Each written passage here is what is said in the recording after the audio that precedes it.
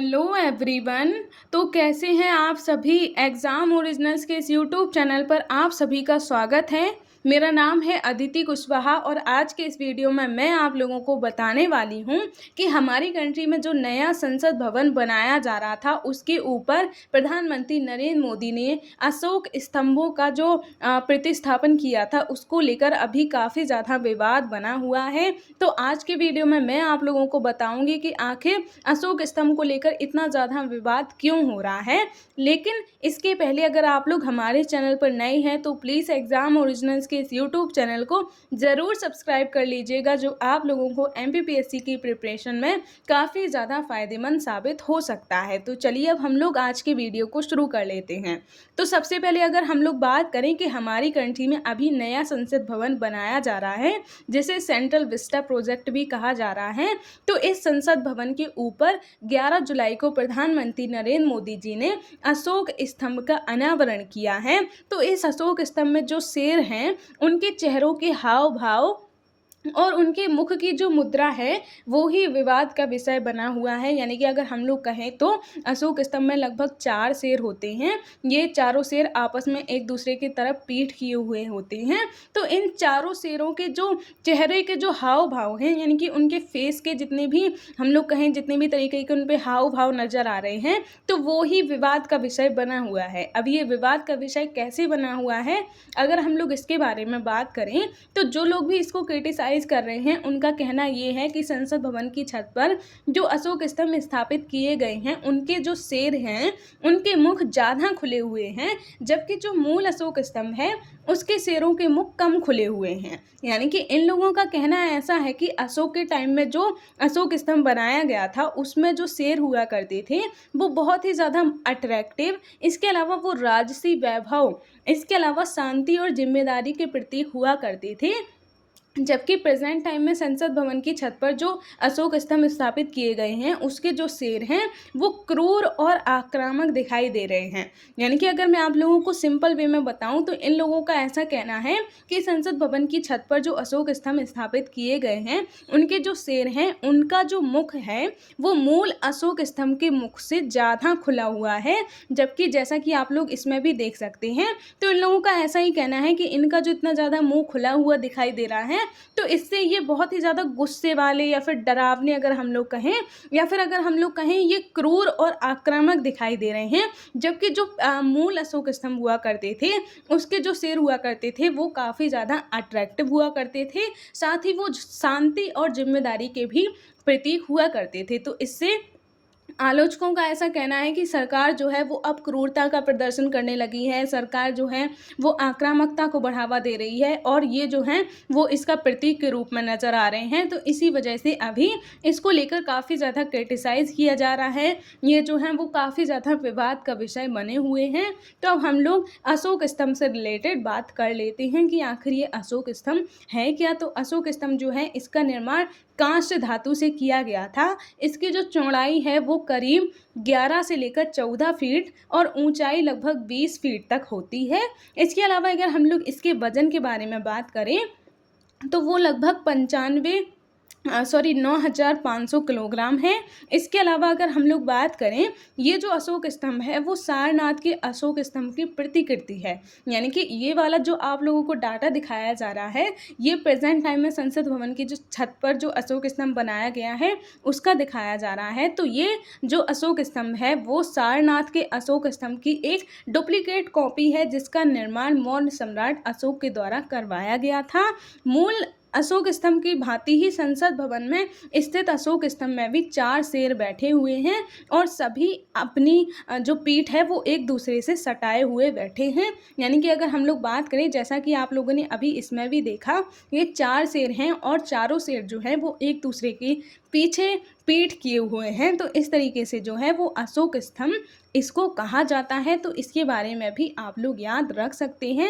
अशोक स्तंभ का निर्माण जो है वो सम्राट अशोक के द्वारा करवाया गया था और सारनाथ जो है वहाँ पर हमें अशोक स्तंभ देखने को मिल जाता है। तो इसके बारे में आप लोग याद रख सकते हैं। अब हम लोग बात कर लेते हैं कि अभी जो विवाद बना हुआ है उसके संबंध में कई सारे लोगों के विभिन्न विभिन्न पक्ष हैं। तो ये पक्ष क्या क्या हैं हम लोग उसके बारे में अगर बात करें तो सबसे पहले हम लोग विपक्षी दलों के पक्ष के बारे में बात कर लेते हैं, यानी कि जो अपोजिशन के लीडर्स हैं उनका क्या कहना है। तो उनका ऐसा कहना है कि ये जो है वो शक्तियों के विभाजन के सिद्धांत के विपरीत है।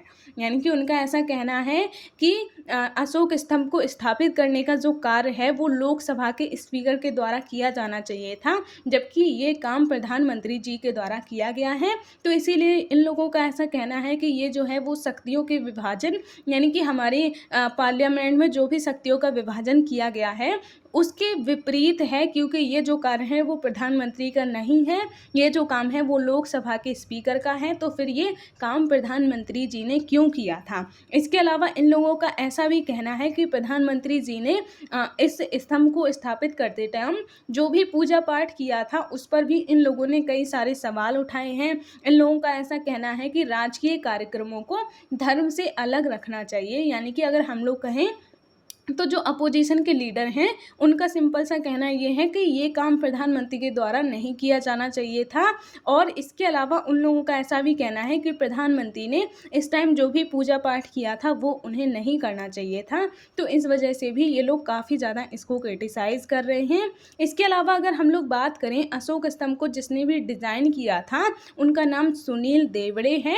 तो इनका पक्ष क्या है, तो जैसा कि मैंने अभी बताया अशोक स्तंभ के जो शिल्पकार हैं वो सुनील देवड़े जी हैं। तो इन्हें अगर हम लोग कहें तो इन्हें ये जो प्रोजेक्ट दिया गया था अशोक स्तंभ को बनाने का वो टाटा प्रोजेक्ट लिमिटेड एक कंपनी है उसके द्वारा दिया गया था। इनका ऐसा कहना है कि ये जो मूर्ति है उसकी ऊंचाई लगभग 3 से 3.5 फीट है, जबकि जो नई मूर्ति बनाई गई है यानी कि अभी अशोक स्तंभ जो संसद भवन पर स्थापित हुआ है उसकी जो ऊंचाई है वो लगभग 21 फीट है। तो ऊंचाई में वृद्धि होने की वजह से ही शेरों की जो देह बोली है और उनके हाव भाव हैं वो थोड़ा सा अलग किस्म के दिख रहे हैं और उनके मुख की चौड़ाई ज़्यादा हो गई है। यानी कि इनका जो कहना है कि जो मूल अशोक स्तंभ के शेर हुआ करते थे उनकी ऊंचाई कम थी, जबकि प्रेजेंट टाइम में जो शेर बनाए गए हैं उनकी ऊंचाई ज़्यादा है। तो इसी वजह से उनके जो चेहरे के हाव भाव हैं वो बदल गए हैं, इसीलिए उनका जो मुख है वो ज़्यादा खुला हुआ दिखाई दे रहा है। तो इनका सिंपल सा कहना ये है कि इस तरीके से सरकार का जो है वो किसी भी तरीके की क्रूरता या फिर आक्रामकता को दिखाने का उनका मकसद नहीं था। मूल जो वजह है वो ये है कि ऊंचाई में वृद्धि हो गई है, इस वजह से शेर इस तरीके के दिखाई दे रहे हैं। अब अगर हम लोग सरकार के पक्ष के बारे में बात करें तो सरकार ने भी स्पष्ट किया है कि उन्हें मूल राष्ट्रीय प्रतीक में कोई बदलाव नहीं किया है। यानी कि अगर हम लोग कहें कि जो भी आलोचक हैं वो इसे क्रिटिसाइज़ तो कर रहे हैं, लेकिन गवर्नमेंट का ऐसा कहना है कि उनका इस तरीके का कोई भी मकसद नहीं था। वो किसी भी तरीके की आक्रामकता या फिर शक्तियों के विभाजन को प्रेरित नहीं कर रहे हैं। वो मूल वजह जो है वो ये है कि उनकी ऊंचाई में वृद्धि हो गई है, इस वजह से शेर जो हैं वो इस तरीके के दिखाई दे रहे हैं। तो इसी को लेकर अभी काफ़ी ज़्यादा बवाल मचा हुआ है। कुछ लोगों का कहना है कि सरकार जो है वो क्रूरता और आक्रामकता को बढ़ावा दे रही है, जबकि गवर्नमेंट का कहना है कि उनका ऐसा कोई भी मकसद नहीं है। साथ ही जो शिल्पकार हैं सुनील देवड़े, इन्होंने भी अपना पक्ष रखा है। तो इस तरीके से आप लोग इसके बारे में याद रख सकते हैं। अब अगर हम लोग बात करें अशोक स्तंभ का ऐतिहासिक महत्व क्या है, तो अशोक स्तंभ जो है वो समृद्ध भारतीय विरासत है। इसी कारण इसे 26 जनवरी 1950 के दिन इसे राष्ट्रीय चिन्ह के रूप में भी स्वीकार किया गया था। यानी कि जब हमारा संविधान लागू हुआ था उस टाइम अशोक स्तंभ को हमारे राष्ट्रीय चिन्ह के रूप में भी स्वीकार किया गया था। कलिंग युद्ध के बाद सम्राट अशोक का जो हृदय परिवर्तन हुआ था तो उन्होंने बौद्ध धर्म अपना लिया था और बौद्ध धर्म के प्रचार प्रसार के लिए ही उन्होंने भारत में कई जगहों पर अशोक स्तंभ का निर्माण करवाया था। तो इस तरीके से आप लोग इसकी हिस्ट्री के बारे में भी याद रख सकते हैं। अब अगर हम लोग बात करें, इन स्तंभों के शीर्ष पर चारों दिशाओं में गर्जना करते हुए 4 शेर बैठे हुए हैं। इन शेरों के नीचे एक सांड और एक घोड़े की आकृति दिखाई देती है, जैसा कि आप यहाँ भी देख सकते हैं।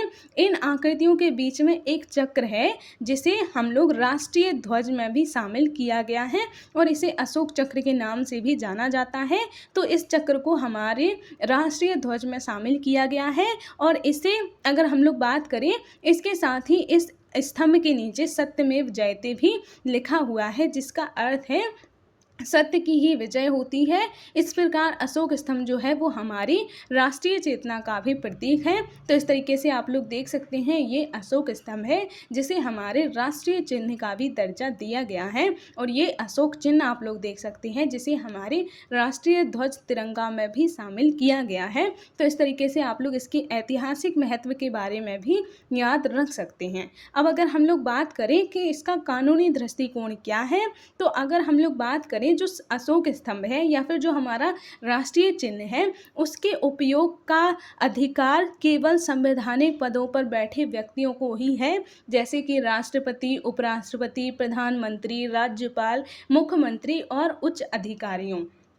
इसके अलावा किसी भी निजी व्यक्ति और संगठन द्वारा राष्ट्रीय चिन्ह के उपयोग को प्रतिबंधित किया गया है, यानी कि आम पब्लिक या फिर और कोई भी हम लोग कहें ऑर्गेनाइजेशन हो या फिर कोई भी व्यक्ति हो, वो राष्ट्रीय चिन्ह का उपयोग नहीं कर सकता है। केवल संवैधानिक पदों पर बैठे व्यक्ति ही इसका उपयोग कर सकते हैं। लेकिन अगर कोई इस तरीके का दुरुपयोग करने की कोशिश करता है, यानी कि राष्ट्रीय चिन्ह का अगर कोई दुरुपयोग करता है, तो उसे रोकने के लिए एक कानून भी बनाया गया है जिसे राष्ट्रीय चिन्ह दुरुपयोग की रोकथाम अधिनियम 2005 को लागू किया गया था। यानी कि अगर हम लोग सिंपल वे में कहें तो राष्ट्रीय चिन्ह के दुरुपयोग को रोकने के लिए एक कानून बनाया गया था जिसे राष्ट्रीय चिन्ह दुरुपयोग की रोकथाम अधिनियम 2005 के नाम से भी जाना जाता है। तो इस तरीके से इसके बारे में भी आप याद रख सकते हैं।